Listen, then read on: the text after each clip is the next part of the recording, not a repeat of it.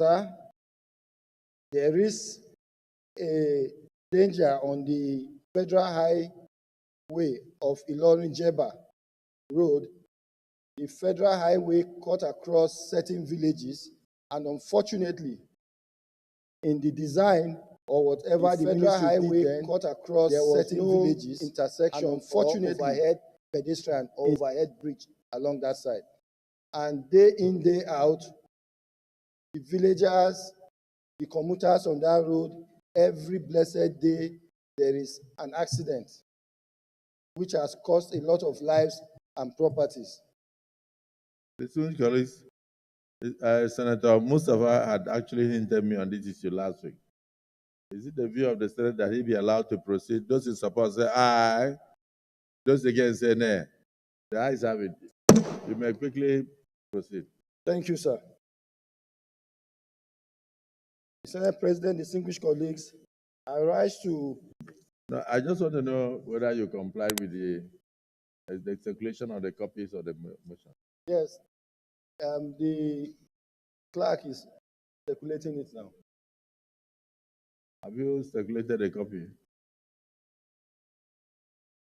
It's been circulated. The clerk is doing that, sir.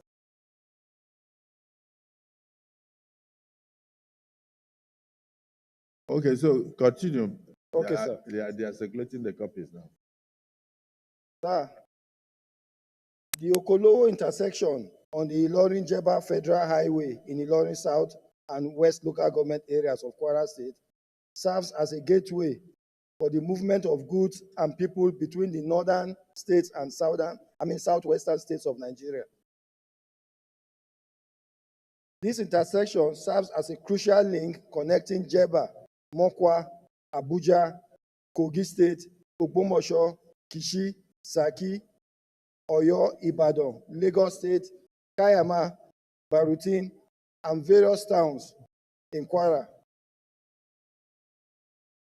That one is a different thing now.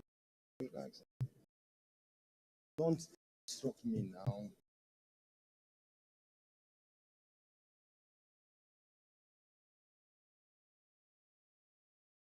Sir, to facilitate the movement of heavy-duty commercial vehicles engaged in regional and interstate commerce, making this road a pivotal hub for economic and social activities. Sir, our concern is that although the route is crucial, the Okolowo intersection lacks essential safety measures such as pedestrian overhead bridge, making it extremely hazardous for those crossing the highway. This deficiency has turned the intersection into a deadly trap for both pedestrians and motorists, resulting in frequent fatalities and property damage. Between November 2023 and January alone, over 50 lives have been lost in this spot, with the most tragic incident claiming 25 lives in a single event in November, sir. Sir, we are further concerned that these accidents have become a daily ordeal, leading to increased fatalities and property damage at the intersection. This is a dangerous trend which persists despite multiple attempts by the Kwara State government under the able Governor Abdurrahman Abdulrazak to address the issue with the Honorable Minister of Works. So far, these efforts have not resulted in any significant result to the crisis that is at hand. Sir, we are aware that construction of a pedestrian overhead bridge with a motorcycle ramp immediately will significantly reduce the risk of these accidents at this intersection. It will ensure that the safety of many pedestrians and motorcycles who use the intersection daily and facilities to smoothen the flow of traffic along this economical crucial corridor. Worried that the absence of an overhead pedestrian bridge that is critical, this critical intersection could result in more lives, if not preventable, from now. Like I said, sir, last week alone, from when I was to read this important motion, lives have been lost again over this weekend.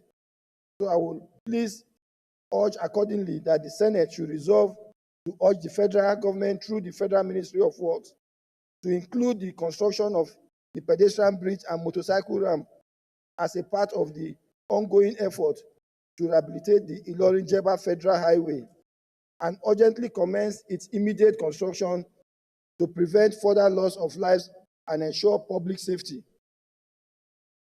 Mandate the Senate Committee on Works to liaise with the Federal Ministry of Works and other relevant agencies, including the Federal Road Safety Corps, to assess the current situation at the Okolowo intersection and report back to the Senate. Urge the federal government through the Federal Ministry of Works as a lasting solution to consider the construction of overhead flyover and include the same in the 2025 budget as part of the ongoing efforts to rehabilitate the Ilorin-Jeba Federal Highway. So with these few remarks of mine, I will want to submit that distinguished colleagues should please look at this issue so as to avert the further loss of lives and property in this particular intersection, so that the Senate can recommend the needful through the relevant agencies and ministry. Thank you, sir. I so submit. Distinguished Senator Benson Koboye. Distinguished Senator Benson Koboye.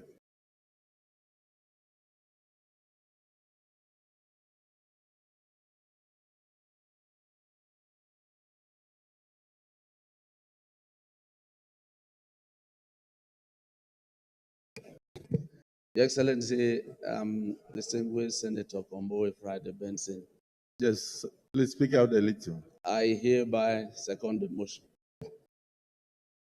Yes, any contributor? The Deputy Leader of the Senate. Yeah, Senator Your Ashiru. Excellency, Senate President, I'm Senator Ashiru, representing good people of Kwara South and Kwara State in general. Your Excellency, this is a Save Our Soul motion. And I think it's very, very important for us to save a lot of our citizens who are losing their lives and properties along the road. Your Excellency, this is a very straightforward motion, and I will just enjoy our colleagues to be sympathetic and support the motion in its total entity.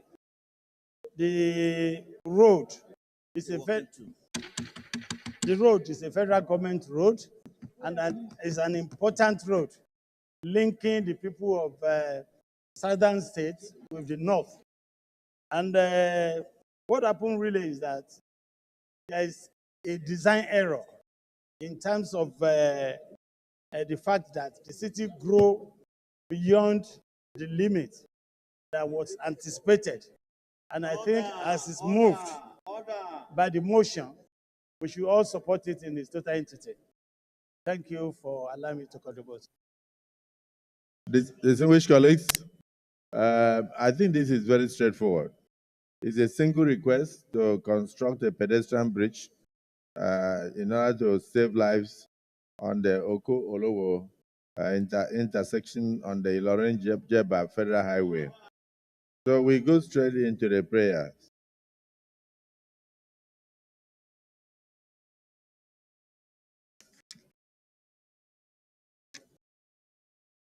Okay, brother. Prayer 1, urge the federal government through the Federal Ministry of Works to include the construction of the pedestrian bridge and motorcycle ramp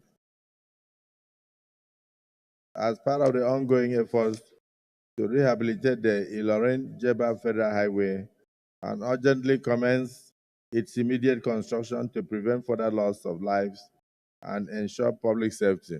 Those in support of prayer 1 say aye. Those against say nay. The ayes have it. Prayer 2, mandate the Senate Committee on Works to liaise with the Federal Ministry of Works and other relevant agencies, including the Federal Road Safety Corps, to assess the current situation at the Oko-Olowo intersection and report back to the Senate within the next 2 weeks. Those in support of prayer 2 say aye. Those against say nay. The ayes have it. Prayer 3, urge the federal government through the Federal Ministry of Works as a lasting solution, consider the construction of an overhead flyover and include same in the 2025 budget as part of the ongoing efforts to rehabilitate the Ilorin-Jeba Federal Highway. Those in support of prayer 3 say aye. Those against say nay. The ayes have it. Let me thank the distinguished Senator Salim Mustafa for bringing this to the knowledge of the public, and I hope that the Federal Ministry of Works, when communicated with the resolutions of the Senate today, will immediately swing into action to avert further loss of lives. Because if there is nothing on the highway, the people have no other way than to attempt to cross the highway, and that has led to many loss of lives. May the souls of those who have died rest in peace. I hope the construction will bring this to an end. Thank you. Distinguished Senator Mongoro. Distinguished senators, distinguished president of the Senate, distinguished senators, my name is Mohamed Tahir Monguno. I represent Borno North Senatorial District. Mr. President, distinguished senators, I am coming under Order 42, personal explanation. With the indulgence of the President of the Senate, I will read the order. The order reads thus: by the indulgence of the Senate and the leave of the President of the Senate, which leave I have already gotten, a senator may make a personal explanation, although there may be no question before the Senate.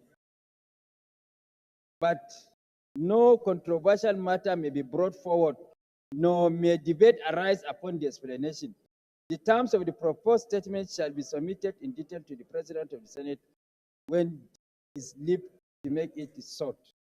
Mr. President, distinguished senators, I want to report an incident in my constituency last week whereby Boko Haram fighters, numbering about 200 of them, armed with sophisticated weapons, initially carted away from the Nigerian military. MRAF, gun trucks, all the sophisticated weapons attacked one of my local governments. And as a result of the gallantry,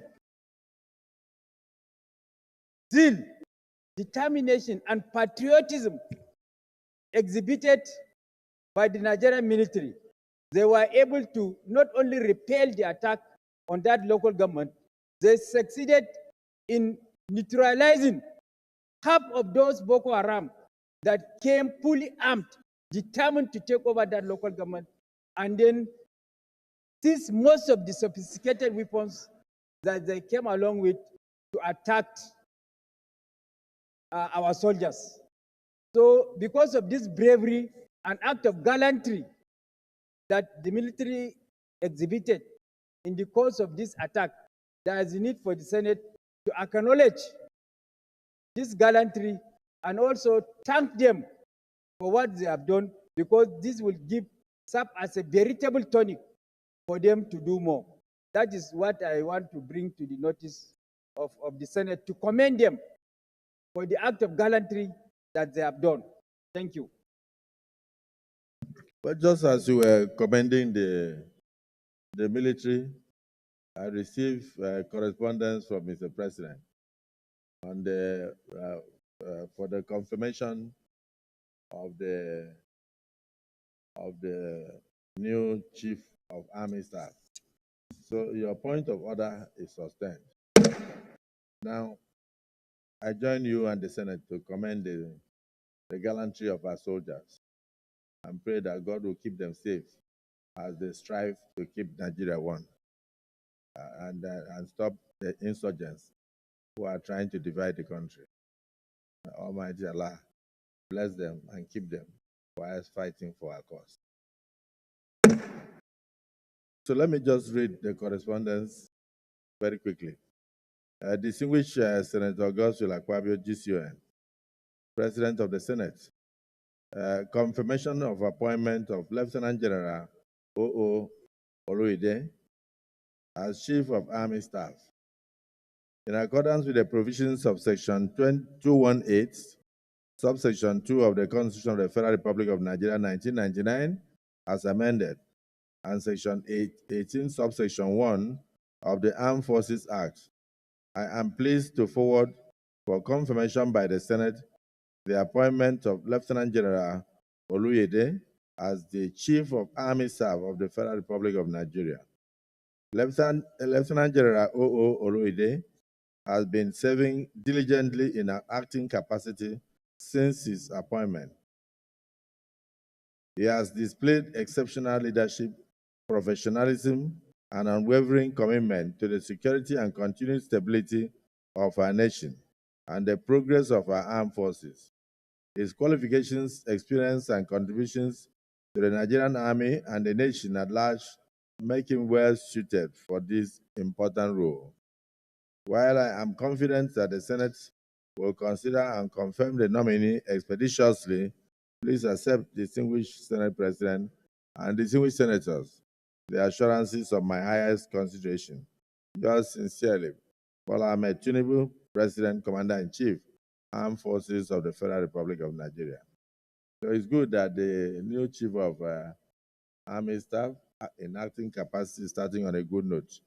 So in line with our rules, this is referred to the Committee on the Army, Senate Committee on the Army, to screen and then present the report to the Committee of the Whole for consideration and further action as soon as practicable.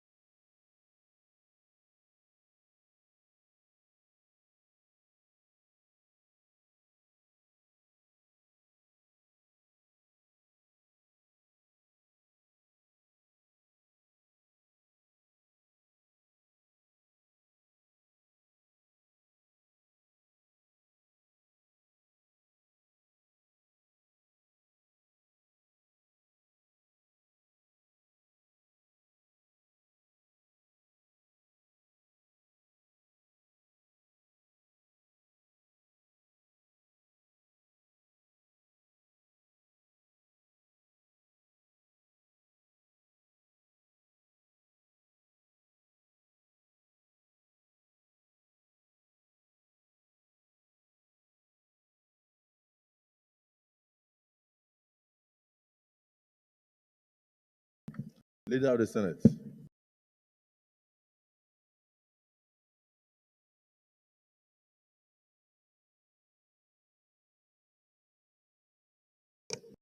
Mr. President, very distinguished senators of the Federal Republic of Nigeria, the first business of the day is the presentation of a House bill standing in my name on the Federal Universities of Agriculture Act Amendment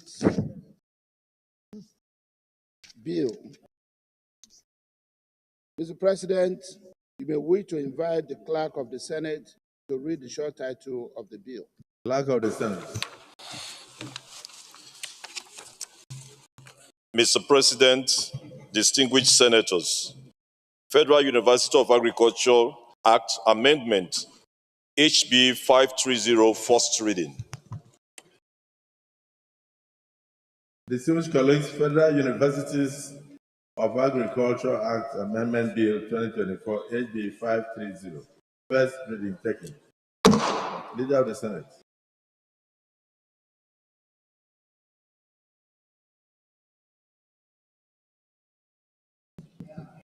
Mr. President, distinguished colleagues, the second business of the day is also the presentation of a House bill standing in my name on the Sexual Harassment of Students Prevention and Prohibition Bill 2024 HB 1598.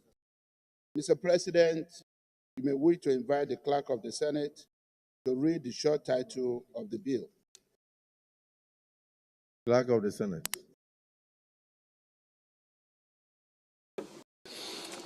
Mr. President, distinguished senators, Sexual Harassment of Students Prevention and Prohibition Bill 2024 HB 1598, first reading. Distinguished colleagues, Sexual Harassment of Students Prevention and Prohibition Bill 2024, HB 1598, first reading taken. Leader of the Senate.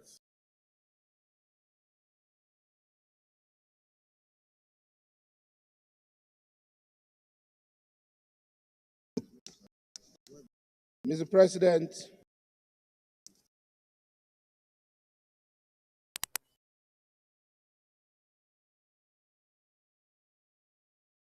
President, very distinguished colleagues, the third business of the day is the presentation of a bill standing in the name of most distinguished Senator Adebule Idi Atoluranti on the Child Rights Act Amendment Bill 2024 SB 652. Mr. President, you may wish to invite the Clerk of the Senate to read the short title of the bill.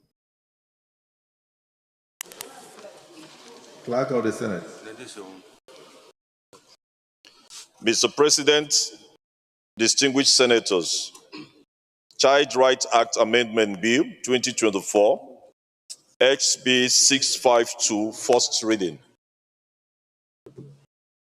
Distinguished colleagues, Child Rights Act Amendment Bill 2024, HB SB 652.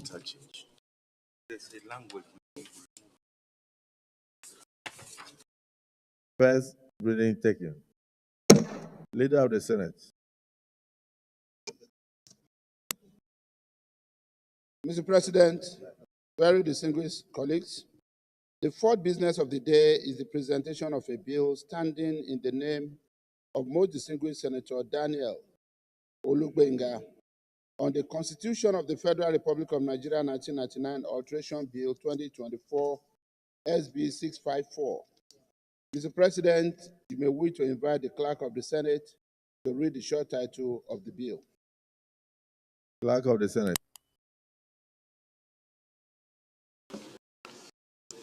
Mr. President, distinguished senators, Constitution of the Federal Republic of Nigeria 1999 Alteration Bill 2024 SB 654, first reading.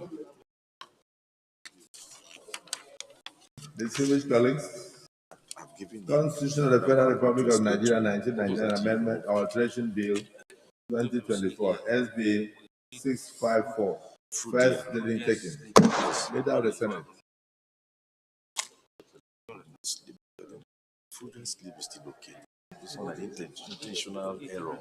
Mr. President, distinguished colleagues, the fifth business of the day is the presentation of a bill standing in the name of most distinguished Senator Hussaini Babangida Uba on the Commercial Vehicle Safety Regulation Bill 2024 SB 655.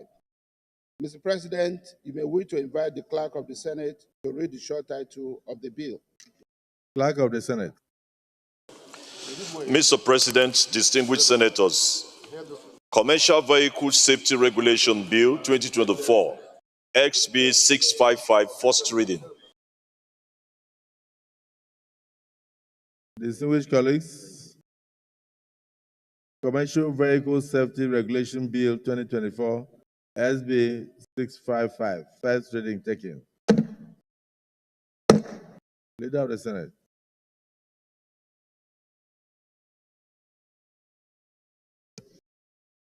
Mr. President, very distinguished colleagues, the sixth business of the day is the presentation of a bill standing in the name of most distinguished Senator Oyewumi Kamorudin Olalere on the National Trauma Center, Ikire, Osun State Establishment Bill 2024 SB 656.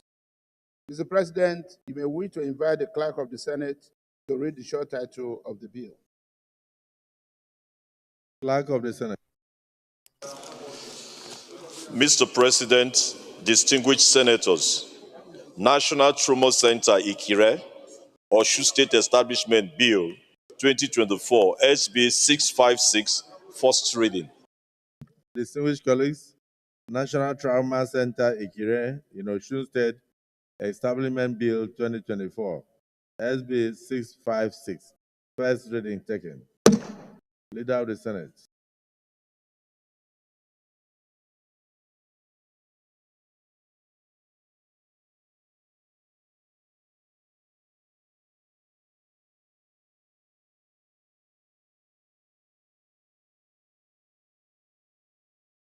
Leader of the Senate.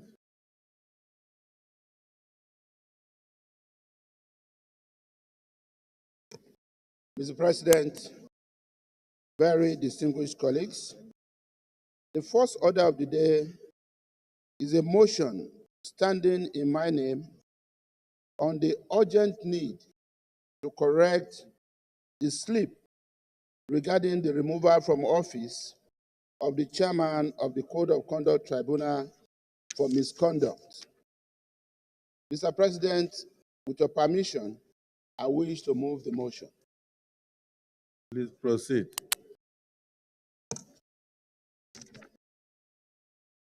Mr. President, very distinguished colleagues, motion on urgent need to correct the slip regarding the removal from office of the chairman of the Code of Conduct Tribunal for misconduct. The Senate notes a Sorry, slip. the Leader of the Senate. Yes, sir. Are you this urgent need to correct the slip? Slip is SLIP. Are you saying the mistake? The mistake. Use the word mistake. Let the public know it was a mistake. A slip is not a mistake. A slip is something that you do by the way. This one was a mistake. Thank you very much, Mr. President. That's well guided. And I urge our colleagues to kindly please cancel the word slip and deem the heading as being an urgent need to correct the mistake regarding the removal from office of the chairman of the Code of Conduct Tribunal for misconduct.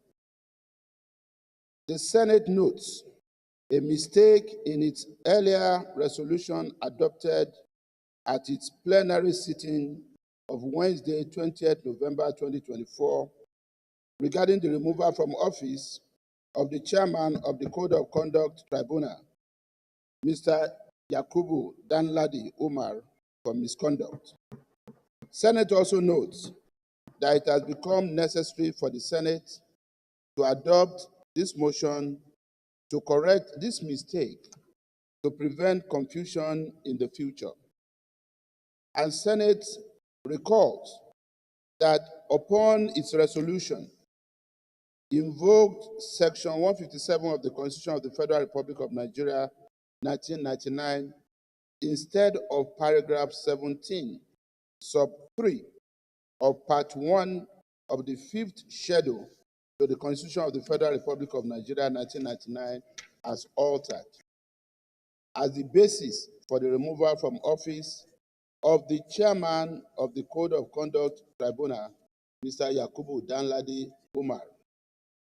Senate affirms that the Senate stands by its resolution to remove the chairman of the Code of Conduct Tribunal on the grounds of misconduct as debated by the Senate through resolution S/RES/2/36/24, dated Wednesday, 20th November 2024, in accordance with paragraph 17, sub 3 of Part 1 to the 5th schedule to the Constitution of the Federal Republic of Nigeria 1999 as altered, and relying on Order 1B and 52.3 of the Senate Standing Orders 2023 as amended, Senate accordingly resolves to 1.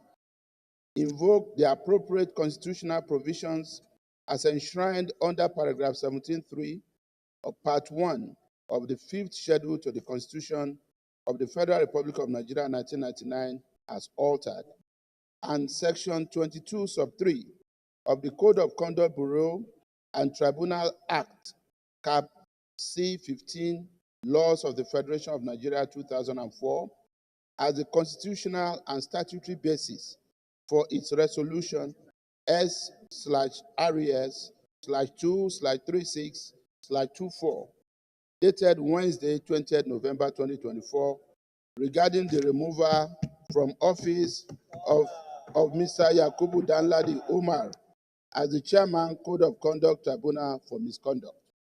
2, to correct the mistake in its resolution S/RES/2/36/24, dated Wednesday, 20th November 2024, wherein Section 157(1) of the Constitution of the Federal Republic of Nigeria 1999 as amended, instead of the correct constitutional provision, which is paragraph 17.3, part 1 of the 5th schedule to the Constitution. And this resolution affects only the rescission, and this resolution affects only the correction of the wrong constitutional citation and does not in any way invalidate resolution S/RES/2/36/24 of Wednesday, 20th November 2024. 3, 6, Senate resolves to seek the concurrence of the House of Representatives to this resolution in accordance with paragraph 17.3 of Part 1 in the 5th schedule to the Constitution of the Federal Republic of Nigeria 1999 and Section 22.3 Code of Conduct Bureau and Tribunal Act, Cap C-15, Laws of the Federation of Nigeria 2004, and 4, Senate resolves to urge the general public to disregard any misinformation or confusion regarding the mistake inherent in its resolution S/RES/2/36/24 of Wednesday, 20th November 2024, regarding the removal from office of Mr. Yakubu Danladi Umar as the Chairman, Code of Conduct Tribunal. Mr. President, distinguished colleagues, I so move. Distinguished Senator Nweboye. Your Excellency, Somebody should second the motion. Senator Peter Onyekachi Nwebanye is my name. I rise to second the motion, ably moved by the Leader of the Senate for urgent need to correct the mistake regarding the removal from office of the Chairman of Code of Conduct Tribunal for misconduct. I so second. Distinguished colleagues, the motion has been moved and seconded. Those in support of this motion say aye. Those against say nay. The ayes have it. But in spite of that, I would like us to go into clause-by-clause consideration, at least of the prayers. Why I'm mentioning this is for clarity. And I want to thank you for your humility as the leader of the Senate, and also thank the clerk of the Senate. The only group in the world, or the only person that cannot make mistake in the world, is God Almighty. Only God is above mistake. So this earlier referred section was talking about the removal of the chairman of the Code of Conduct Bureau, not Code of Conduct Tribunal, but it does not invalidate our decision. The Parliament, when I was a young lawyer and I was being taught in the Nigerian law school when it was only one law school, they even said that the Parliament can turn a man into a woman and a woman into a man. When the Parliament takes a decision, it must be respected. The Parliament makes the law. The judiciary interprets the law. But we are the ones that guide as far as legal matters are concerned. So if nobody should take the resolution of the Parliament for granted. And so this correction of the section does not in any way invalidate what the Parliament had done. We stand by what we did. That's why I put that question. So those in support of prayer one say aye. Those against say nay. The ayes have it. Those in support of prayer two say aye. Those against say nay. The ayes have it. Those in support of prayer three say aye. Those against say nay. The ayes have it.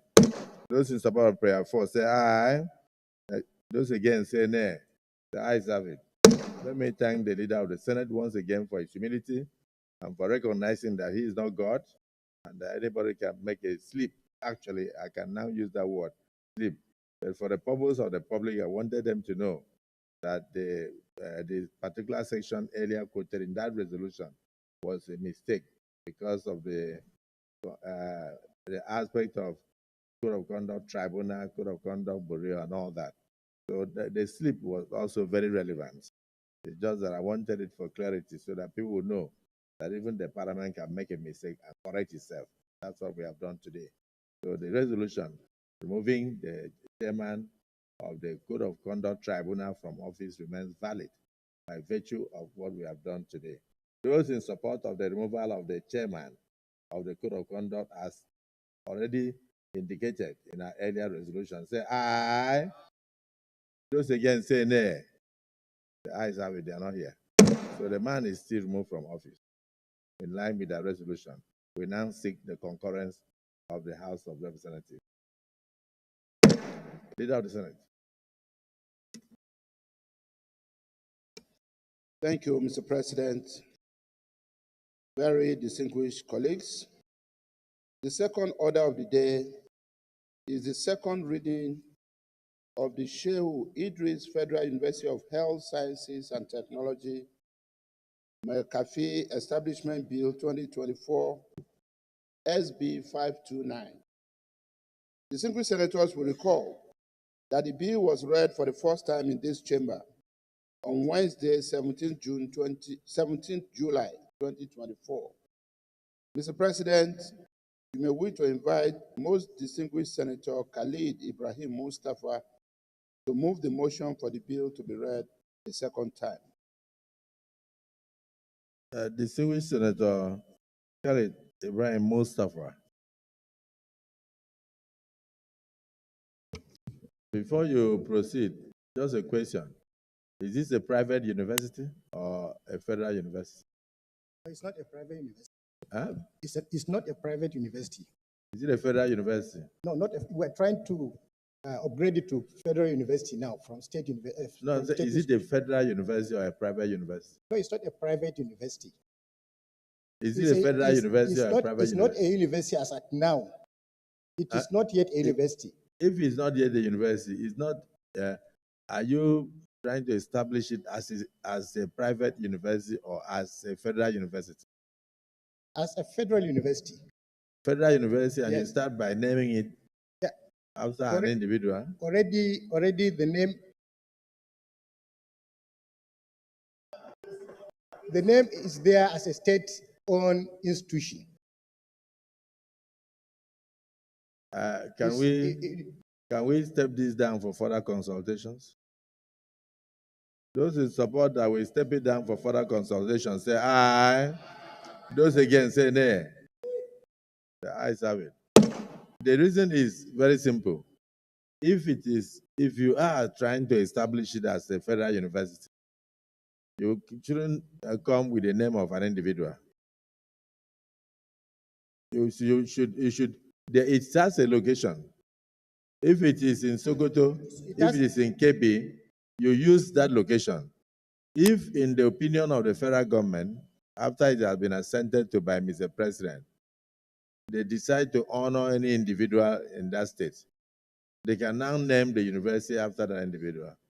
But if it's something that you are bringing to us, we will pass it as a tertiary institution.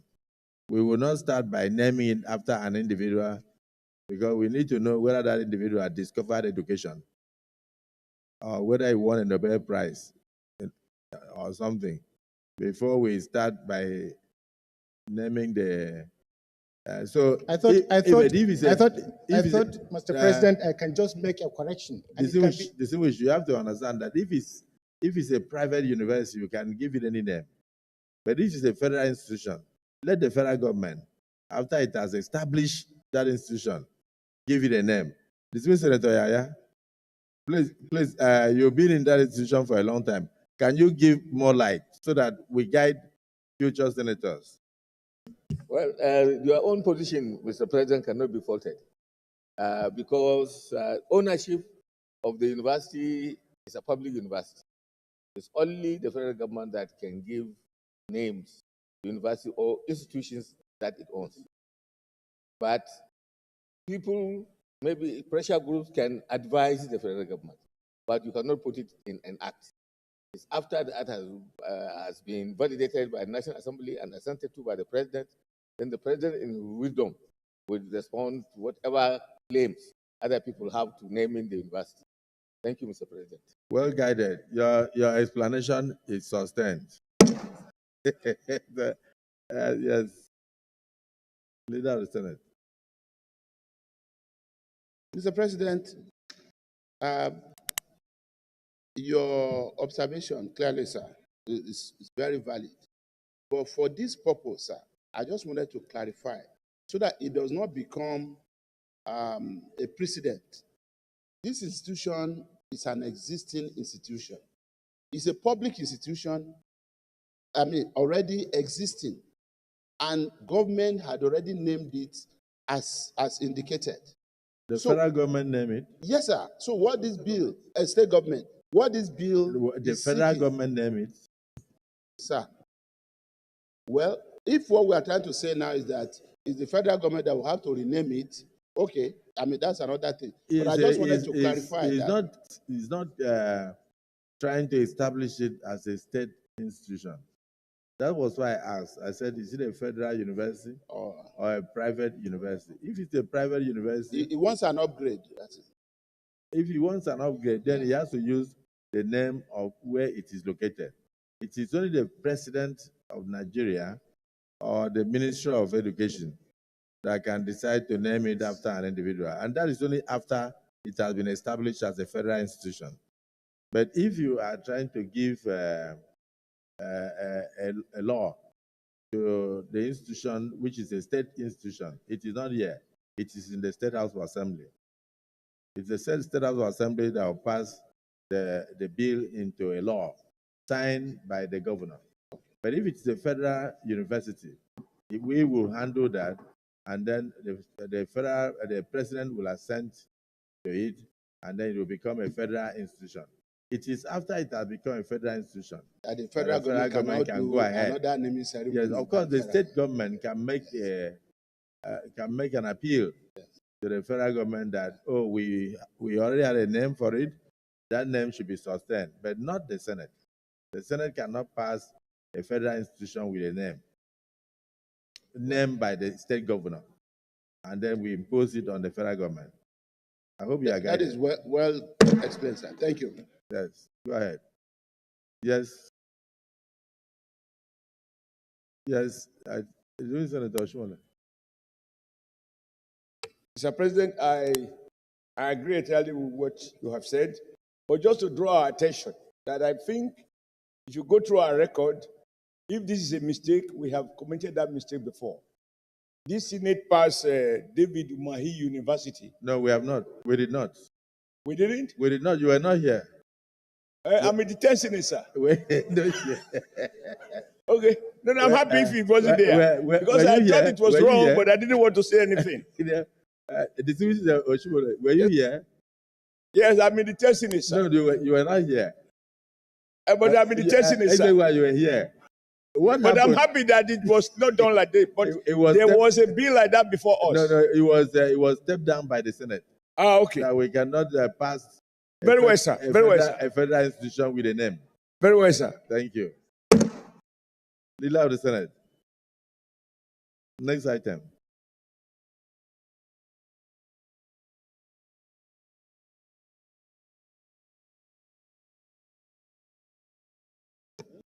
Mr. President, very distinguished colleagues, the third order of the day is the second reading of the Cassava Flour Mandatory Inclusion into Flour Production Bill 2024 SB 254.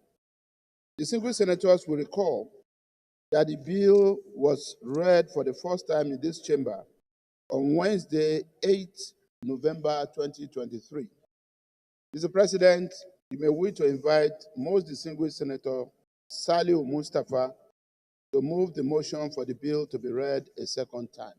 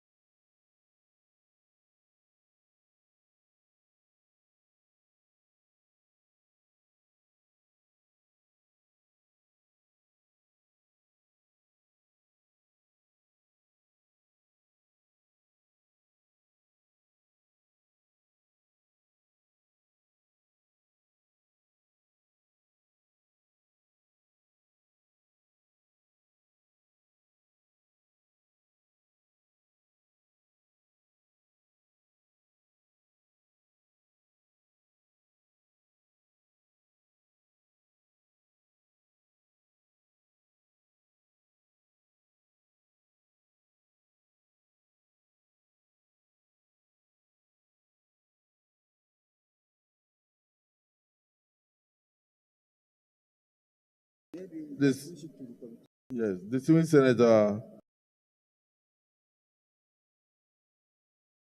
Salih Mustafa.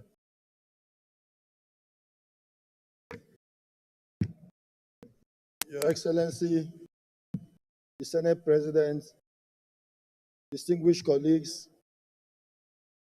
my name is Senator Salih Mustafa, representing Kwara Central. Your Excellency, the Senate President, I rise to read the lead debate on cassava flour, mandatory in our flour production, Bill 2023 SB 254. Your Excellency, distinguished colleagues, the bill on cassava flour, which was read the first time in this hollow chamber on Wednesday, the 8th of November, 2023. The bill seeks to provide a legal and regulatory framework for the mandatory inclusion of high-quality cassava flour in our edible wheat flour production and its derivatives. Your Excellency, distinguished colleagues, Nigeria, being the world's largest producer of cassava, has an annual output of over 63 million metric tons as of 2021, which represents 1/3 of the total output for Africa.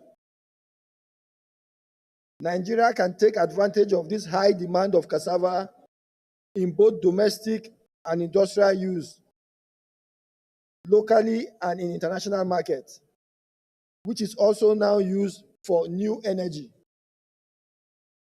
Over the past years, successive governments since the return to democratic rule has attempted to put in place policies and legislation to encourage the inclusion of cassava in edible flour, realizing its immense benefit and cost saving to the nation. The use of cassava in wheat can significantly reduce the cost of importation of wheat, which presently stands at over $3 billion per annum. The prolonged war between Russia and Ukraine had further increased the cost of wheat globally, thereby necessitating the need to seek alternative ways to reduce the cost of wheat and all its derivatives, especially bread, which is a major staple food for the masses in Nigeria. The continued importation of wheat has negative impacts on the Nigerian economy, causing trade imbalance, loss of foreign exchange, and fueling food dependency. The bill, Your Excellency, if passed into law, will stimulate jobs creation in the agricultural sector and increase our market share of cassava earnings in foreign exchange. Your Excellency, distinguished colleagues, I would like to draw this hollow chamber to some of the objectives that this bill includes. 1. Mandatory inclusion of 20% high-quality cassava flour in wheat by all producers for edible flour in Nigeria or imported into the country. 2. Encourage cassava farming and create a sustainable market for cassava flour. 3. Mandate the publication of regulations for the proportion of cassava flour in relation to wheat to be applied in processes of making edible flour. 4. Provide a tax regime and incentive for producers of mixed wheat and cassava flour and wheat importers who include cassava flour in imported wheat. Your Excellency, distinguished colleagues, in conclusion, in increasing demand for cassava-based produce, both in domestic and international markets, creates prospects for our market expansion and value addition. The passage of this bill will enhance the efficiency of cassava production and processing operations, as cassava is a choice for crop for the rural development, poverty alleviation, economic growth, and ultimately food security. It will further promote technology innovation and improve access to finance and market linkages that can stimulate the growth of cassava processing industry and create avenues for entrepreneurship and employment of women and youth. Your Excellency, distinguished colleagues, I will appeal to this Halo chamber that it will also reduce the country's food import bill, enhance the utilization of local crops, create opportunities for businesses and employment, and genuinely boost rural development. The passage of this bill is also in alignment with the 20% cassava for flour inclusion policy initiated in June 2021 by the then Federal Ministry of Agriculture and Rural Development, now renamed as the Federal Ministry of Agriculture and Food Security. Your Excellency, distinguished colleagues, I would want this Halo chamber to look at cassava as a staple food and as a means of adding more varieties and reducing the cost of wheat flour, which is majorly being imported into the country. I hope with these few remarks of mine, this Halo chamber will consider this bill. Thank you, Your Excellency.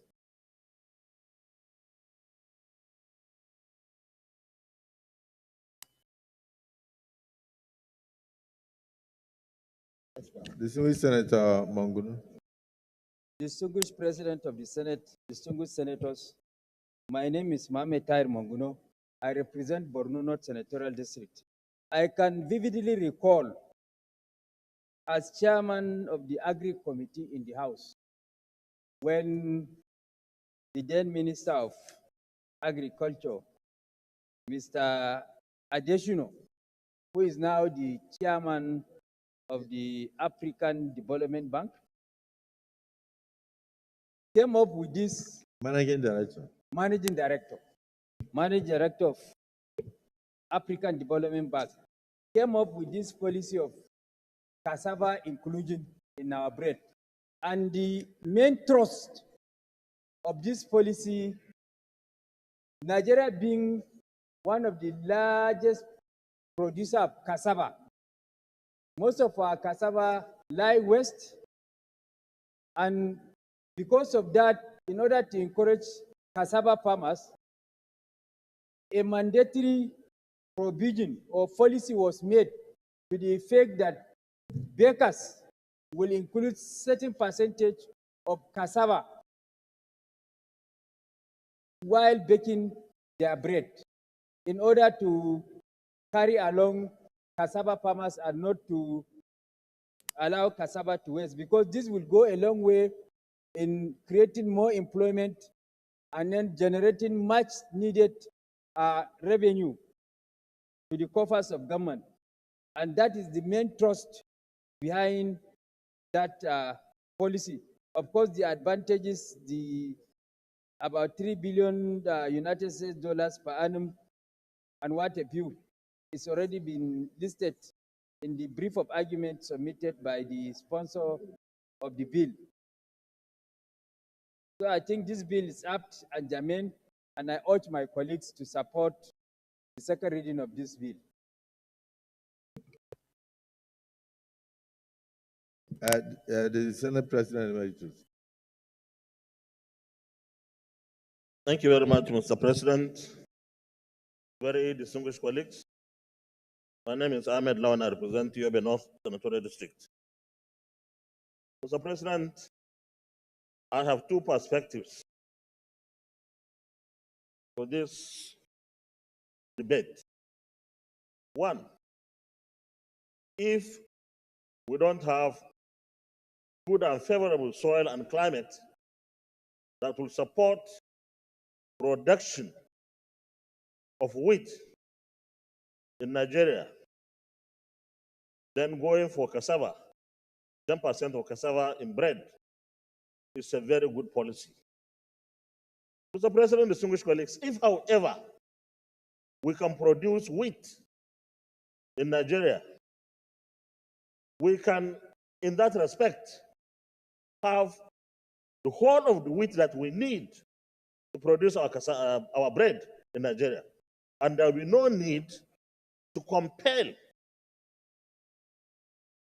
producers of bread to put it in the bread that they want 100% wheat. But however, they can add 10%, 20%, but not based on law. Mr. President, in 1985, the then military government of General Badamaso Babangida introduced what it called Task Force on Wheat Production. From Kirinoa in Borno State down to Sokoto, farmers went into wheat production. They could not even harvest because it was too much and there was no prepared market. And in fact, someone told us then that the Western powers didn't like it because we were supposed to be importing from the West. And therefore, that program didn't last long. Mr. President, in 2003, 2004, I was chairman House Committee on Agriculture in the House of Reps. The president then, Chief Olusegun Obasanjo, GCFR, introduced what he then called 10% of cassava flour in bread. And a team, a delegation was set up, led by the then PDP chairman, Chiwado Ogbe. I represented the House on that committee and some few governors, and we visited 6 or 7 countries where cassava is produced, where it is processed and what it is processed for, where it is marketed and sold. At the end of the day, Mr. President, our farmers produce massive cassava. A full truck pickup of cassava was then selling for only 15,000 naira, and our farmers lost because there was no proper mechanism to absorb this, even though they were encouraged to produce. What I want to suggest here, Mr. President, is while we are promoting cassava to be included in bread, we should also look at the possibility of producing wheat itself. Because when you are saying substitute 10%, it's like you don't have enough wheat that you want to stop importing. But we can produce wheat. We can equally produce so many things from our cassava. And it's when our GDP is enhanced through these local productions, local processing, and local manufacturing and consumption and exports that our economy can be better. So I support the bill in one way, but also suggest that we shouldn't close our eyes to the fact that we can also produce wheat in Nigeria, that in fact we can export wheat to other countries. Thank you very much, Mr. President. Thank you. Dismissed Senator Oshmole. Thank you, Mr. President, sir, and my very distinguished colleagues. The last contribution by distinguished Senator Ranking Ahmed Lawal has also modified my initial my thoughts on this issue. First, I believe that ultimately we must work towards self-sufficiency in food production. And we should, as much as possible, prioritize our consumption such that, as was said before, we eat what we produce and produce what we eat. I also submit to the general principle of the bill, which says that what rural people need is not our tears or sympathy. We just need to formulate appropriate microeconomic policies that will transfer prosperities to our rural people when we take agriculture as a serious business. But having listened to distinguished Senator Ahmed Lawal with regards to the fact that we can produce wheat. My question is, we talk about our potential. We can do all of this. Why are we not doing it? Because according to this document, even though no evidence was attached, it claimed that we are spending as much as $3 billion every year to import wheat. And so the inclusion of cassava will reduce the amount of wheat importation. But then Distinguished Senator Ahmed Lawa reminds us that importation is not inevitable if we get our policies right, provide the right incentive, and educate our farmers and give them what they need to go back to the farm and produce wheat. So between these two, I believe that they are all doable. Now, my problem is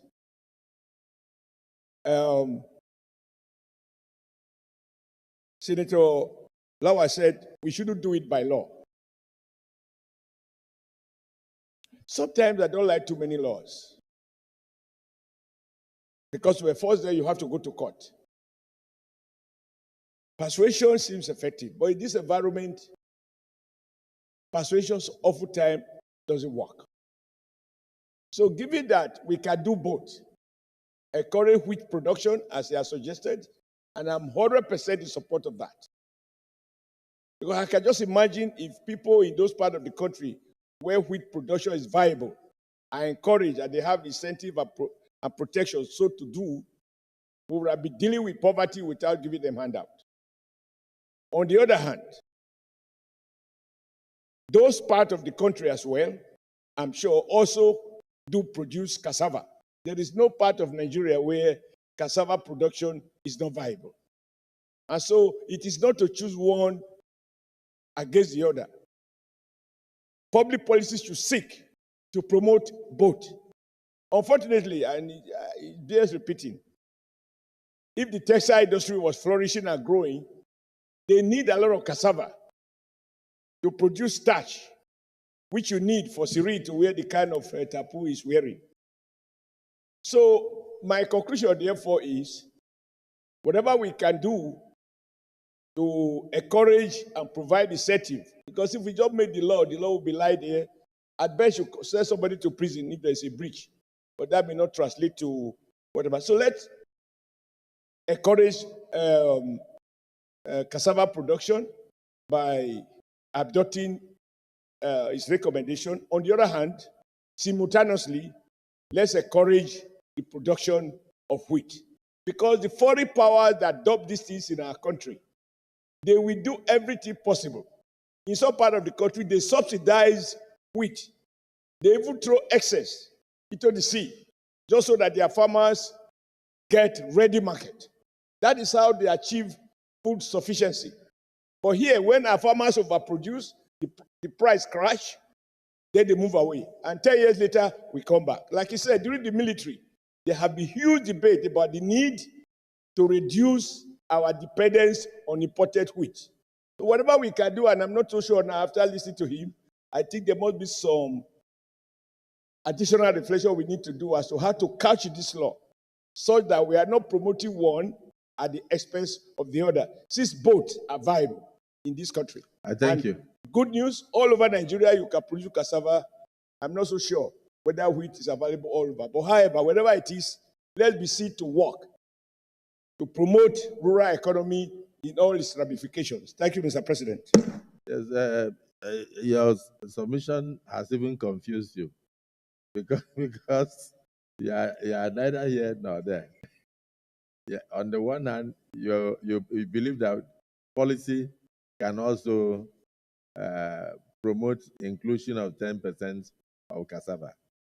You also say, well, maybe not just policy, we can also make a law to include the 10%. However, that you also believe that, like the Senior Senator Ahmed Lawan pointed out, a task force once enabled Nigeria to produce enough wheat. I think what is lacking from his submission, what made that policy to fail was that we did not have a kind of policy that will enable us to buy from the farmers. If the federal government had absorbed everything the farmers produce, whether we throw it away or we share it free, you understand, like the foreign powers do, the farmers would have been encouraged to continue. But where they produce and then there was no market, and then the federal government did not buy from them, automatically they lost the incentive. So it's very clear that we have to promote both sides, like you said. So I share your opinion. I was watching you closely to see where you tilt to at the end, but you remain in the middle. So, Deputy Senate President, add value to it. Thank you, Mr. President. Uh, I think, well, I don't think clearly what this bill is talking about is try to deal with that situation that I always describe, that old habits die hard. This bill is all about our national interest. Let's utilize what we produce everywhere in this country. In the north, in the south, everywhere. Every state produces cassava. One of the crops you can find anywhere, everywhere. That we import wheat. And experts have studied and reached a conclusion that when you use certain amount of cassava added to it, it's good for us. Good for us to produce bread, and it serves the purpose that we want the bread to be, how we want bread to be, and that will reduce costs, and also it will allow us to utilize what we have. It's simple as that. And you need legislation, because this thing has been said over and over again. But the bakers have refused to go in line with the study that experts have made about the bread we need to produce in this country, that create a legislation to enforce them to use this formula. Simple. Am I right? Very, very simple. It's in line with our national interest. Yes, we produce wheat, but not in all parts of the country. We produce wheat, we can cultivate wheat in the northern part of the country and some other areas, but not like cassava. Cassava is everywhere. It's in a national interest. Look, this is good for us. Very, very good for us. It will allows our farmers to now cultivate cross more, reduce the money we use importing wheat every year, and so it will help us to conserve our foreign exchange. It's as simple as that. Mr. President, this bill is very simple. Let's support it in the interest of our nation. It's very simple. So, Mr. President, I so submit. Please support this bill. It will help our country. It will help our farmers. We can produce. It's something we produce everywhere. It's something we produce everywhere. You produce cassava here in Abuja. In Nasarawa, you produce cassava. In Kano, you produce cassava. In Borno, you produce cassava. Let's use what we have instead of using wheat all around 100%. We can now use 20%, add 20%, cut the cost of importing wheat, so that we now conserve foreign exchange. It's simple. Mr. President, let's support this bill. Please, my colleagues, support this bill for in line with our national interest. Thank you, Mr. President. Distinguished Senator Yaya. Mr. President, my highly respected and distinguished colleagues, I am Yahya Abdullahi, representing Kebbi North. Mr. President, I rise to support this bill, but I also rise to adumbrate the points that have been raised by distinguished Senator Ahmed Lawan and distinguished Senator Adams Oshiomole. Mr. President, I spent the best part of my life as a teacher and researcher in the Institute of Agricultural Research at Ahmadu Bello University. And one of the greatest challenges that we have had since during the Shagari regime with the Operation Feed the Nation, which succeeded the the Obasanjo's regime's agricultural policies at that time was to try to make Nigeria self-sufficient in food. At that time, a lot of resources were spent in coming up with varieties of wheat and cassava, and the propagation of these varieties to all parts of the country. In fact, it is true, just like the Deputy Senate President has said, cassava can grow anywhere in this country, but we have excellent cultivars of cassava that have high yields. In fact, Nigeria is the largest producer of cassava in the world. So the issue really is not about 20%.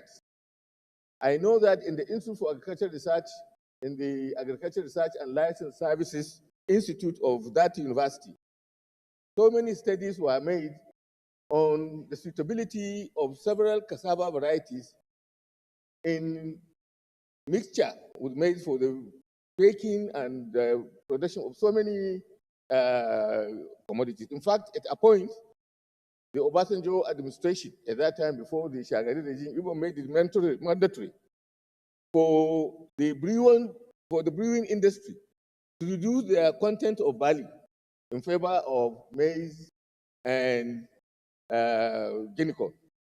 And to a certain extent, this particular line has succeeded.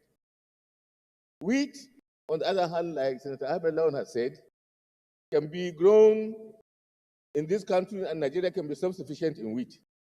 What happened, like Mr. President, you have alluded to, was that we made a lot of campaigns to polarize farmers to grow wheat. Wheat seeds were distributed to so many farmers, but at the end of the day, after the farmers produce the wheat, the off-takers abandon them to their fate. So next time when they do it, farmers generally withdrew from wheat cultivation. So why this, Mr. President? What had happened was that there was a very strong, well-heeled lobby in the Nigerian flour producing industry. Now, unless I agree that we can go by the way of legislation, but also the issue is policy implementation discipline. That's what we lack. We lack policy implementation discipline, particularly in our agricultural sector. So unless this policy implementation discipline is sustained, even if we make the law, those very powerful lobbies are likely going to treat the law in the reverse. Just like you have said, Mr. President, we have encouraged farmers. I, in particular, we traveled to Lake Chad Research Institute, Gamburu in Gala, by road, over 1,000 kilometers from Zaria to that place, to encourage the wheat farmers to produce, even to produce the good variety that we give them for distribution. At the end of the day, everything will be fine, excellent, fine wheat fields in the Sokoto River Basin Development Authority area, which is now Kebbi, Sokoto, Zamfara, Yauri, right down to Para. In the Gamburu Ngala, that is northeastern around the Lake Chad shores, we have been producing a lot of wheat. And the cultivars are good. A lot of research went into producing those varieties of wheat that are tolerant to the climatical conditions of different sections and different sectors of Nigeria. But at the end of the day, because of the powerful lobby of the flour producing industry, we found ourselves where we are today. So the issue really is, I agree with that we have to do some legislation. But the most important thing in this area, Mr. President, is policy implementation discipline. And this is what is required in the agricultural sector. You cannot do extension work, breeding. This is a very expensive research work, and you have good cultivars, and then at the end of the day, you distribute a lot of these things, and at the end of the day, the farmers who are supposed to realize value, who you have gone to great length to mobilize to produce these crops, find themselves at the back end of the market.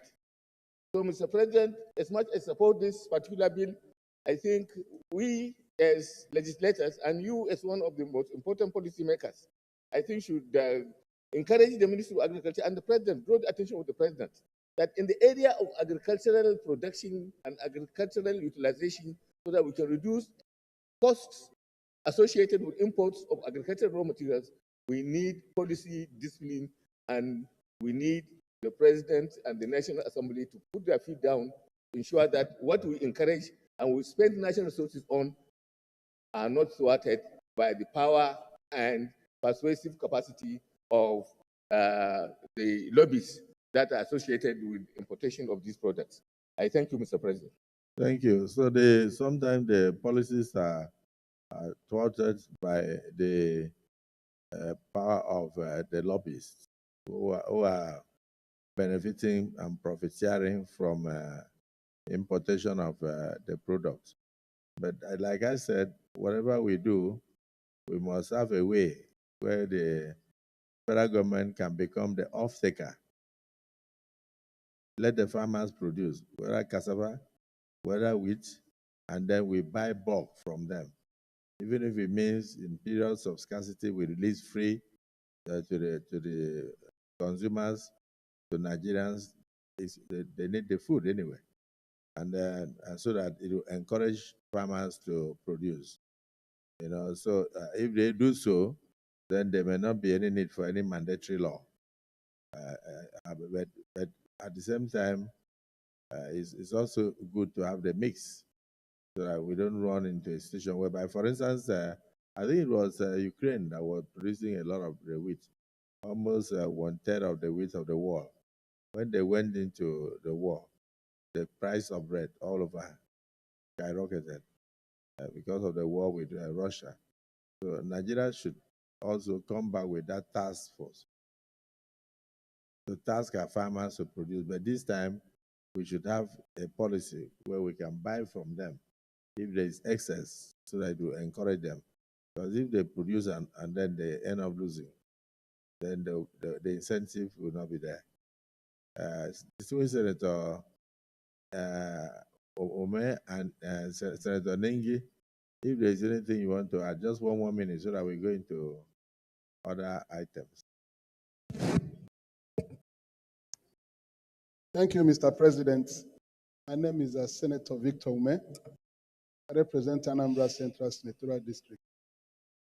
Mr. President, I have listened very attentively to the debate on this bill, and I wholeheartedly associate myself with the intention of the sponsor of the bill to ensure that we include cassava flour production in our flour production activities in Nigeria, to be able to curtail the heavy reliance on wheat for making bread and things like that. It's a very noble observation he made. But my worry is about who the bill is, the law will be targeted to. Who is the law directed at? Mandatory mandatory inclusion of cassava flour in our production. Are we directing the law to the cassava producer or to those who are involved in the flour business? Because cassava production is a business. And if we want to ensure that we increase investment in cassava flour production, in business, I don't think it is law that you use to compel somebody to take advantage of the viability of a business. The cassava producer should be the one who will be desperate to produce cassava flour.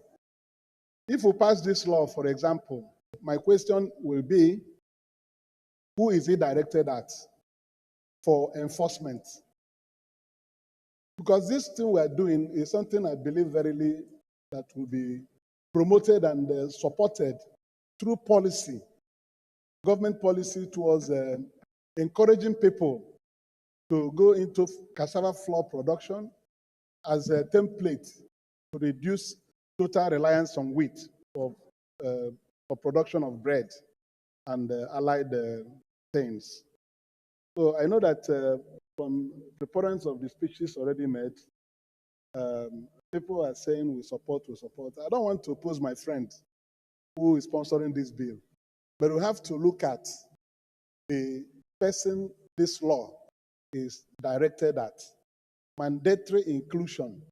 If we pass a law, say that cassava flour must be included in flour production, who will implement it? Somebody who is doing business will go into a business that is profitable. And unless we encourage through the government policies, make this cassava flour processing very attractive through various means, we'll be able to get at the target we are going to. Thank you. I just want to make an observation. I thank you, but let me hear. Who the law is being addressed, who is being directed at. Okay, let me hear 1 minute from Senator Ninge.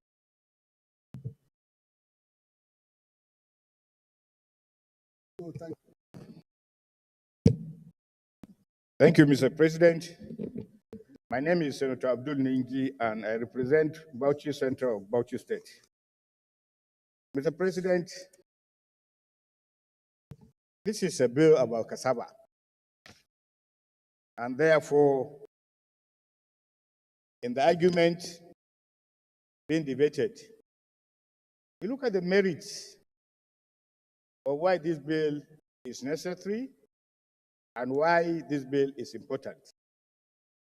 And I have listened attentively to the Deputy Senate President, and I think he has captured the essence of this bill. First and foremost, the argument about wheat, much as it is important, but it is also imperative for people to be aware that we import wheat. And it is the importation of wheat that has taken a lot of our income. The bottom line and the question, do we also import cassava? The argument is no. Do we grow cassava in Nigeria? The argument is yes. 36 states out of 36 states, including FCT, grows cassava. And therefore, cassava is like an inheritance to Nigeria. It is something that is grown here, and it is something that must be encouraged. First thing first, do we have availability of cassava to be able to take the place of wheat? The answer is no. And why don't we have the availability of cassava? Because there are no laid down regulations that will encourage the production of cassava. This is what this bill is about. And to further buttress the argument that this bill is all-encompassing, look at objectives of the bill, particularly number 4, provide a tax regime and incentives for producers of mixed wheat and cassava flours and wheat importers who include cassava flour in imported wheat. So the issue of wheat has been clearly taken care of. But what is important is like what the Deputy Senate, the former Senate President said. What do we do as a country in order for us, once this bill passes through, to be able to take advantage and give the derivables for an average Nigerian to benefit from it? This bill, Mr. President, is apt, is timely, and it is important for people to recognize that cassava, once we pay attention to it, will now plug the gap of the revenues, of the hard-earned revenues that we use to import wheat. So when you bring the argument of including wheat, I think you are begging the question. But this bill is about cassava. And because cassava is inherent we are the largest producers of cassava in Africa and even in the world. So we must take advantage about getting cassava availability to Nigerians to add value to the flour, to the bread making mechanisms. So I think it is important to separate these things. And at the end of the day, you take it to the public hearing. Most of the arguments I have had today are arguments that will be heard during the public hearing. So therefore, a bill at the second reading is about the good, the bad, and the ugly. And I think this bill has merit enough argument to have it pass through this second reading. And I so support that this bill should pass through second reading. Thank you. Thank you, distinguished colleagues. Those in support that this bill be now read a second time, say aye. Those against say nay. The ayes have it. Clerk of the Senate. Sorry.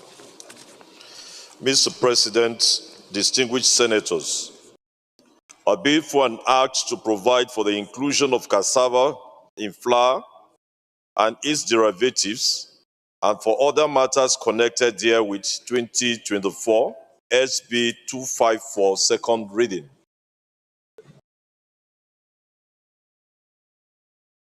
A bill for an act to provide the inclusion of cassava in flour and its derivatives and for other matters connected therewith 2024 second reading taken.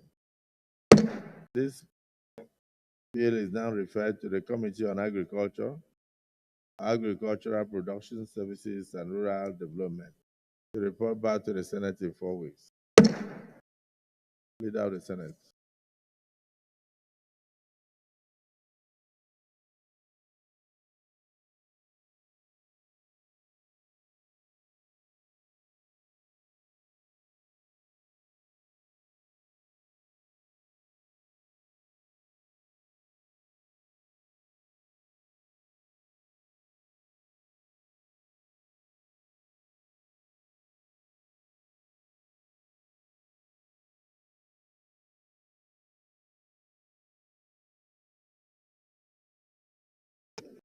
Mr. President, very distinguished colleagues, the fourth order of the day is the second reading of the Federal University of Agriculture, Hura, Kano State, Establishment Bill 2024 SB 624. Distinguished senators will recall that the bill was read for the first time in this chamber on Wednesday, 23rd October 2024. Mr. President, you may wish to invite most distinguished Senator Rufai Sani Hanga to move the motion for the bill to be read a second time.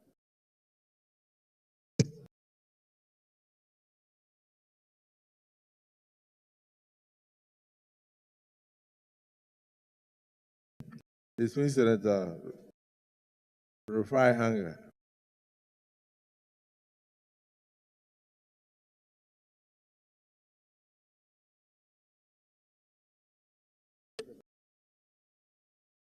Thank you, Mr. President. Mr. President, my esteemed and distinguished colleagues, my name is Senator Rufai Hanga, representing Kano Central. Mr. President, distinguished colleagues, I sincerely thank you for the opportunity to lead the debate on this very important bill. The bill was read the first time in this Hallowed Chamber on 23rd October 2024. Mr. President, distinguished colleagues, this bill is a bold step towards not only addressing the educational needs of the people of Kano State, but will also serve as training ground for development of agriculture in the country. Agriculture, with its allied sectors, is unquestionably the largest livelihood provider, more so in the rural areas, and it can contribute significantly to the GDP of the nation. Demand for agricultural products is rising rapidly with increase in population and per capita income and growing demand from the industrial sectors. The Federal University of Agriculture, Kura, when established, to provide a holistic development of agricultural education, knowledge, skills, and a telescopic vision on the future, and will help contribute to accelerate agricultural growth rate, enhance farmers' income, and generate employment in the sector.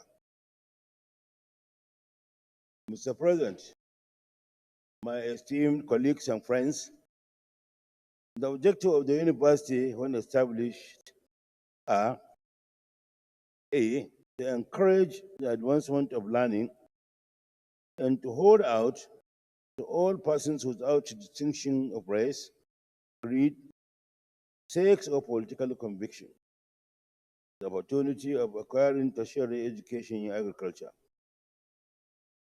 B, develop and offer academic and professional programs leading to awards of diplomas, first degrees, postgraduate, research, and higher degrees, which emphasize planning, adaptive technical maintenance, developmental and productive skills in agriculture, agricultural engineering, and allied professional disciplines with the aim of producing socially matured persons with capacity to improve on those disciplines and develop new ones, and to contribute to the scientific transformation of agriculture in Nigeria. C, act as an agent and catalyst through postgraduate training, research, and innovation for the effective and economic utilization, exploitation, and the conservation of Nigeria's natural agricultural, economic, and rural resources.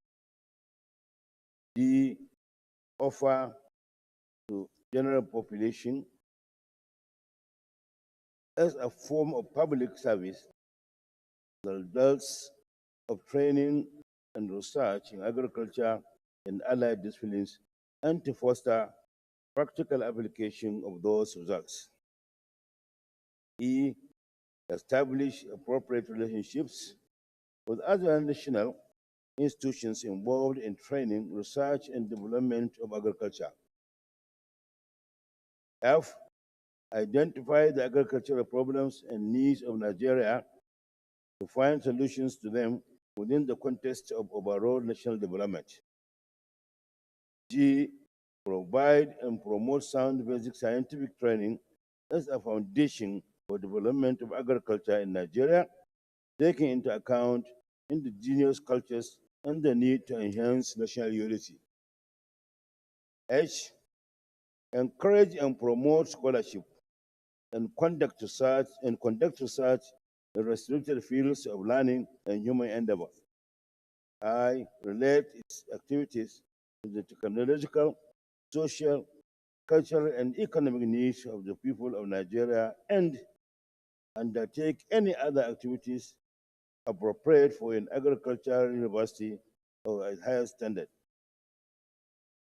The passage of this bill will help not only in transforming and supporting the agricultural policies of the federal government, the agricultural sector in Kano State and other neighboring states like Katsina, Jigawa, Bauchi, and Kaduna, but also Nigeria and West Africa in general. Therefore, distinguished colleagues, it is my prayer and ardent call on you to consider the plight of the people who are desirous of becoming professional farmers, agric extension workers, and professional agric industrialists in all the value chains of agriculture and livestock production in Nigeria.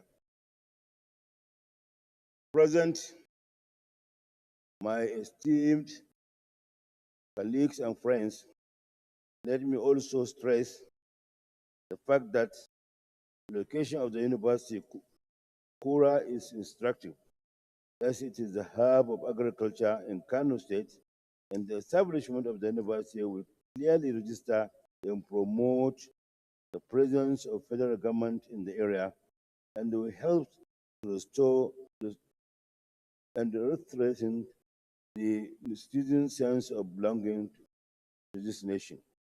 The President, distinguished colleagues, I urge you to support this bill, be read for the second time, and refer it to the committee for legislative process and action. Thank you very much, Mr. President, and my distinguished colleagues. I know that every senator from Kano would like to support this. So Senator Alero, speak on behalf of the other senators from Kano. He's a big leader. He can speak for you guys. Yes.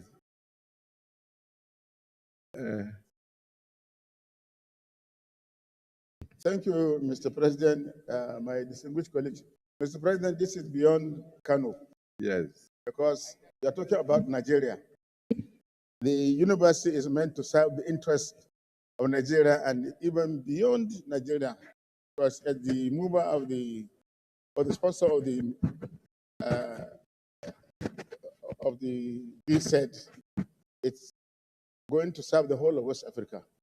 So for this is, Mr. President, I rise to second this bill, primarily because agriculture is the mainstay of Nigeria's economy. And it is only investing in agriculture, in research and planning that will make Nigeria to produce enough for itself and even export to other African countries.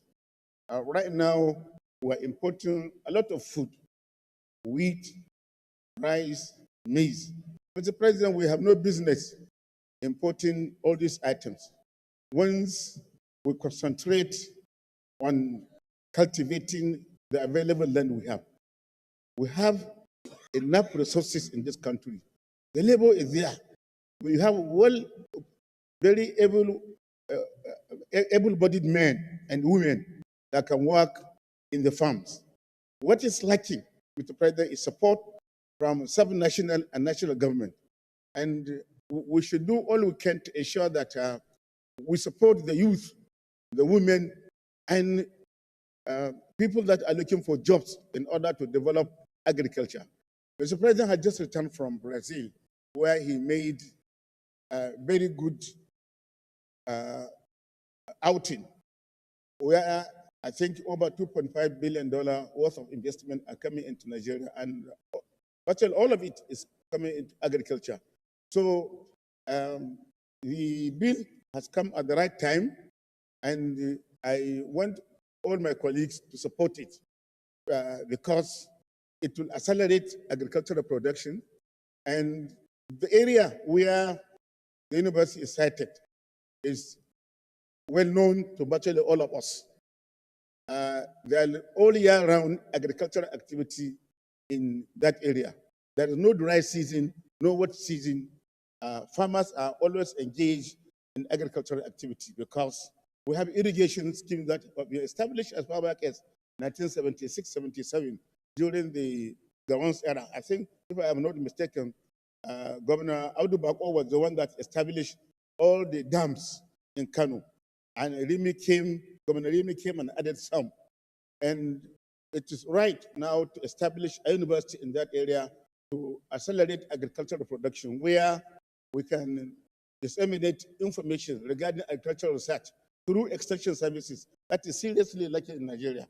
So, Mr. President, I support this bill because of its importance in diversifying our economy, and I urge all my colleagues to do that. Thank you very much. Thank you. Actually, because of time, we have to receive the Vice President of Chinese Parliament by 2 o'clock in a parliamentary diplomacy. So, but I can have a minute to Kau, and then 1 minute to the Deputy Senate President to conclude. Thank you, Mr. President, my dear respected and distinguished colleagues.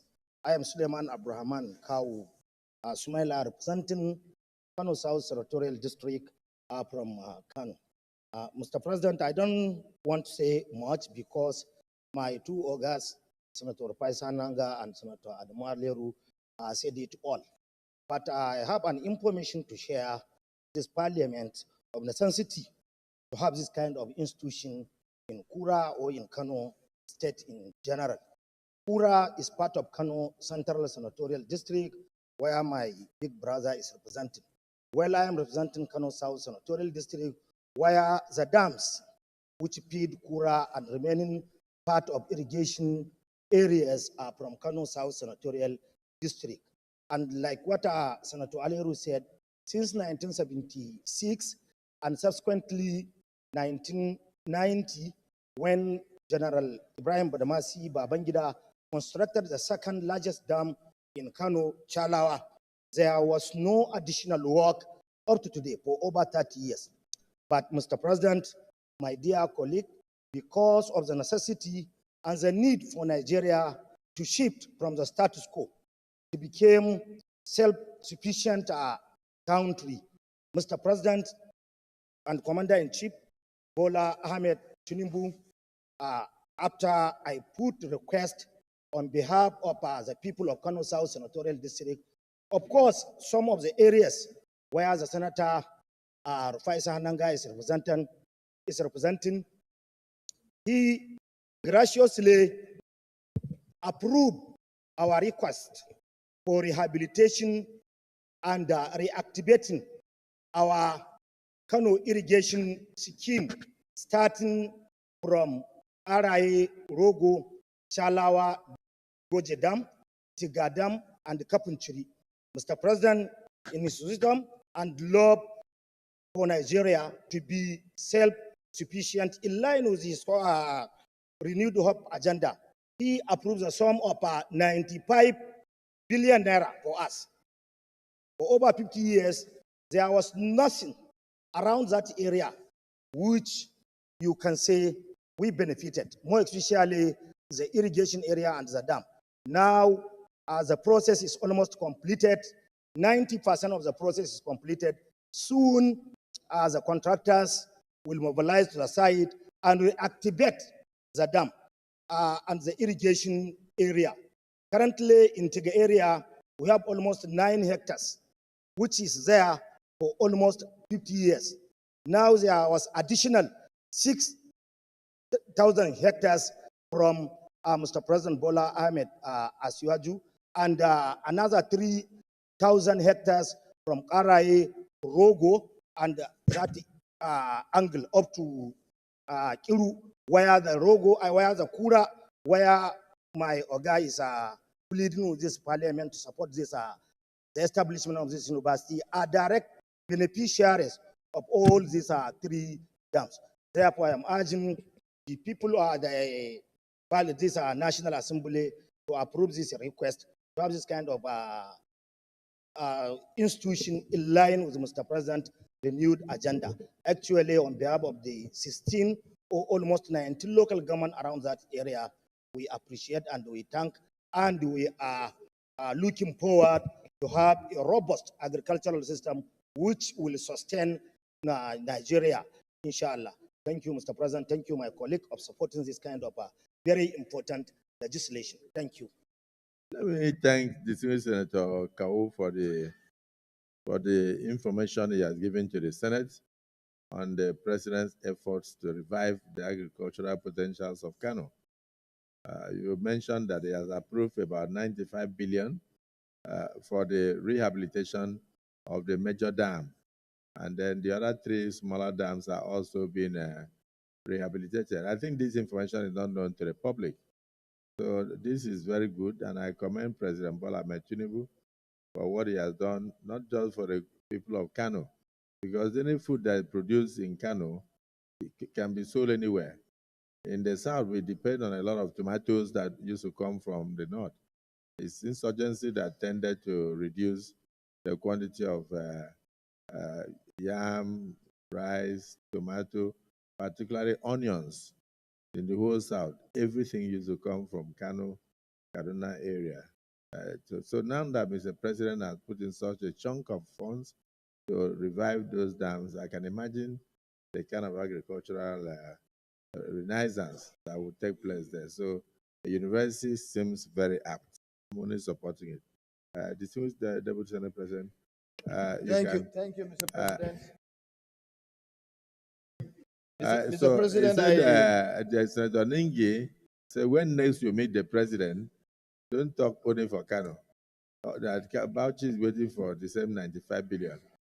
Yes, Thank you, please. Mr. President. Yes. Barrow Jibrin Kano North. Mr. President, I wholeheartedly support Senator Sanhanga in respect of this bill. Yes.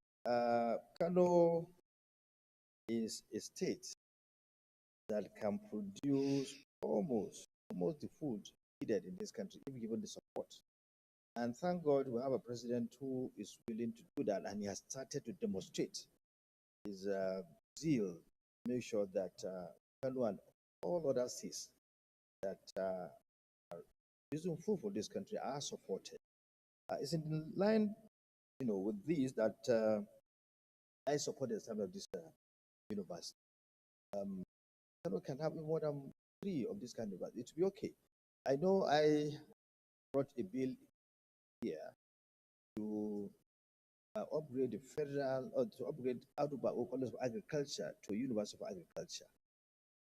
I think if that is done and if this one is also created, it will go a long way to produce the needed manpower to help in developing our agriculture sector.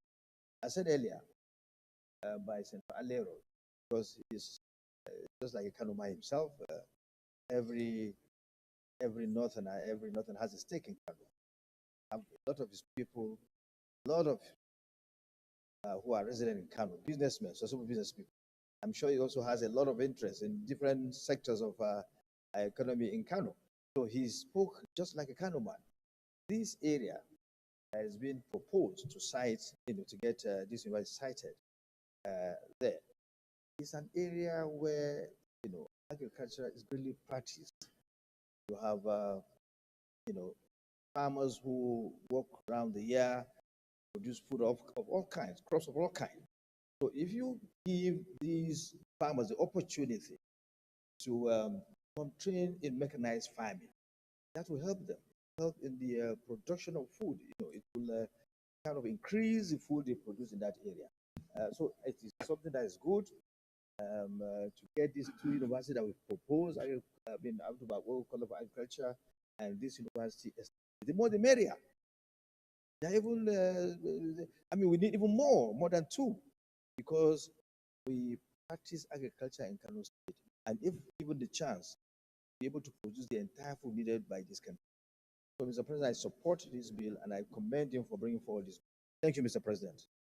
Thank you for making it very short. And my distinguished colleagues, we will end the debate there because of our other commitments for the day. I will put the question. Those in support that this bill be now read a second time, say aye. Those against say nay. The ayes have it. Clerk of the Senate. Mr. President, distinguished senators, I bill for an act to establish the Federal University of Agriculture, Kura, Kano State, and to make comprehensive provision for its due management and administration, and for other related matters, 2024 SB 624, second reading. Distinguished colleagues, a bill for an act to establish the Federal University of Agriculture, Kura, Kano State, and to make comprehensive provisions for its due management and administration, and for other related matters, 2024, second reading taken. This bill is now referred to the Committee on Tertiary Institution and Third Fund to revert to the Senate in 4 weeks. Distinguished colleagues, just two announcements. Number one is that the following people are in charge of the conference committee on the South-South Development Commission bill. Distinguished Senator Tahir Mongonu will be chairman. Distinguished Senator Babangida Hosseini. Distinguished Senator Babangida Hosseini will be member. Distinguished Senator Akobondu will be member. Distinguished Senator Asuko Ekpeyon will be member. Distinguished Senator Cyril Fasuji will be member. Distinguished Senator Issa Jibrin, member. And they have to revert to the Senate under 1 week. Then let me also use this opportunity to quickly commend the Speaker, my dear brother Tajuddin Abbas, the Deputy Speaker, my brother Ben Kalu, and all the members of the House of Representatives for the speedy concurrence of the resolution of the Senate sacking the chairman of the Code of Conduct Tribunal. That concurrence occurred just few, I think an hour or so ago, in line with the Senate resolution. I commend them for the speedy concurrence, and I reiterate the fact that yes, that the chairman of the Code of Conduct Tribunal stands removed from office, and I urge the clerk of the National Assembly to quickly communicate in line with the act to the President to effect the resolutions of both chambers. The Senate leader, in view of the time, we need to receive our distinguished colleagues from China, led by the Vice Chairman of the People's Parliament in China by 2 o'clock. You may wish to move a motion that we step down other items to another legislative date. Proceed. Mr. President, relying on your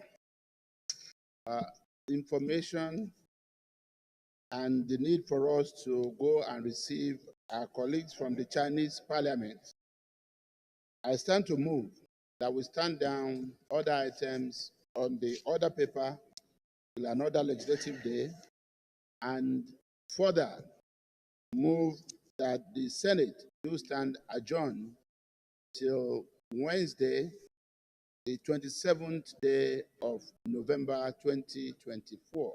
I so move, Mr. President. Minority Leader. Mr. President, distinguished colleagues, I support the motion ably moved by the Senate leader. I so second. Distinguished colleagues, the motion has been moved and seconded that we do step down other items on the order paper to another legislative date in order to receive our colleagues from China. Those in support of the motion say aye. Those against say nay. The ayes have it. Tomorrow, we are going to receive, tomorrow is the day of tribute for late Senate President Joe Wyers. And so, in line with our tradition, we will do the needful tomorrow. So I urge all senators to please partake in the event.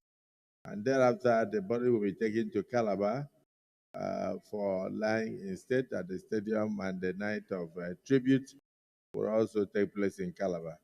For those who may not be able to make it to the burial proper on Saturday, I think it's important you attend tomorrow's event in Calabar. Leader of the Senate, adjournment.